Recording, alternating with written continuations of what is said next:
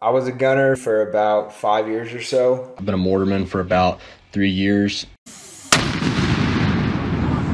Firing a mortar is a lot like being in a storm. That thunder that you feel, the blast of the overpressure, you feel it in your bones, your chest, and your head. It's definitely a noticeable impact is actually a good word. It's something that I notice every time the gun is fired. You know, the 120 millimeter mortar round itself is basically a 35-pound bomb. So there's a lot of force needed to push a round of that size, 7,200 meters. A few hundred rounds or so firing, you almost feel intoxicated. Your equilibrium's off, you slur your words, you're generally disoriented, and the next day you feel pretty hungover. I've experienced symptoms such as easily irritable or anger, anxiety, pretty severe headaches. Ringing in the ears is a big one. I started having a lot of cognitive issues, headaches, migraines, irritability, confusion, amnesia, sleep issues, you name it. Basically, the only safety concern that we've ever done really is to try to lower your head to get it as far down below that blast as possible. There have been over 400,000 cases of traumatic brain injury in the military since 2000, and over a third of these being due to blast-related incidences. This has gained so much recent attention that the Veterans Affairs and National Institute of Health have donated $50 and $114 million towards TBI research. Our group actually went down to Fort Benning to conduct an experiment to inform our design. It was there that we measured a blast overpressure up to 3 times the safety limits set by the Army. Based off of user feedback and experimental observations, our team developed critical design inputs.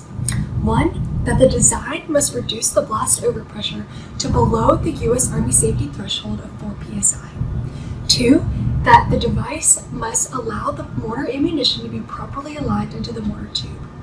Our device solution takes the form of a blast attenuator, which attaches to the muzzle of the mortar using a clamping mechanism.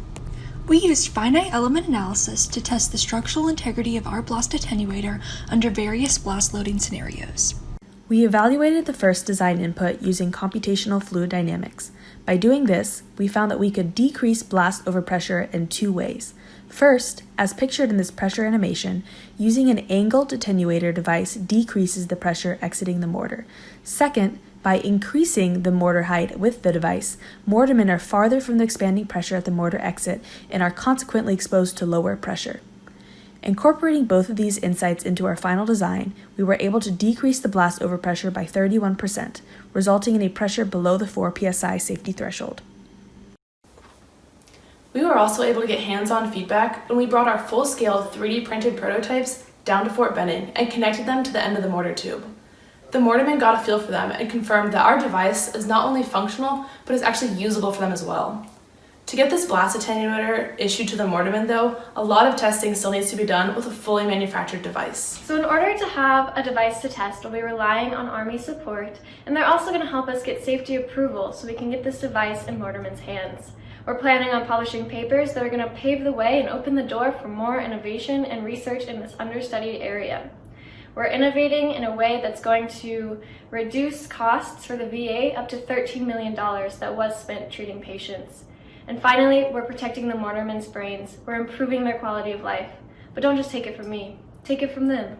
Being able to reduce that concussive force introduces this element of sustainability that we really haven't had, which ultimately will allow dudes to stay in this profession longer with less lingering effects later on. It's not something that I took as seriously when I just got started out, but kind of seeing the effects that I believe it's having on my body would make our job, I think, a lot safer and maybe prolong the careers. It'd be instrumental.